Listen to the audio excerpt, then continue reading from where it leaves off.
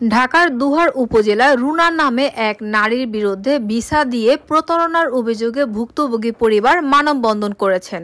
বৃহস্পতিবার দুপুরে উপজেলা পরিষদ প্রাঙ্গণে উপজেলা লটাখোলা গ্রামের সবুজের স্ত্রী রুনার বিরুদ্ধে এ মানববন্ধন করা হয়। মানববন্ধনে ভুক্তভোগী এমদাদুল বলেন, জীবিকার উদ্দেশ্যে প্রবাসে পাড়ি জমাই, কিন্তু ভিসা দেওয়ার নামে সবুজের স্ত্রী রুনা আমাদের সাথে প্রতারণা করেছে।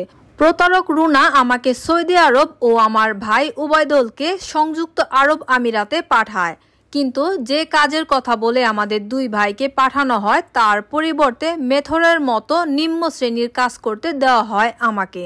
এ বিষয়ে বারবার রুনার সাথে কথা বলার চেষ্টা করলেও তিনি আমাদের কথার কোনো কর্ণপাত করেনি, ফলে কাজ করতে না পেরে বাধ্য হয়ে দেশে ফিরে আসি।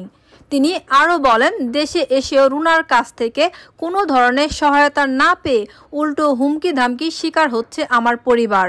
এ বিষয়ে আমি থানায় একটি লিখিত অভিযোগ করেও কোনো প্রতিকার পাইনি।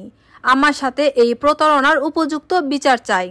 ভুক্তভোগীর মা হেনা আক্তার বলেন, আমার ছেলেদের সাথে এমন প্রতারণা কেন করা হয়েছে জিজ্ঞেস করলে রুনা আমাকে মারতে আসে। আমরা খুব ভয়ে আছি। আমি রুনাকে ভিসার জন্য 10 লাখ টাকা দিয়েছি। আমি আমার টাকা ফেরত চাই। রুনা আমার মতো অনেকের সাথে এমন প্রতারণা করেছে। এ বিষয়ে অভিযুক্ত রুনা বলেন, এ বিষয়টি নিয়ে আমি নিজেও ভুক্তভোগী। এমদাদুলকে দ্বিতীয়বার সম্পূর্ণ টাকা দিয়ে আমি পাঠিয়েছি। পরে তার মা আমাকে টাকা পরিশোধ করার উদ্দেশ্যে একটি চেক দেয়, কিন্তু অ্যাকাউন্টে কোনো টাকা ছিল না। পরে আমি মামলা করি, আর তারা এখন এই মামলা তুলে নিতে আমাকে হুমকি দিচ্ছে।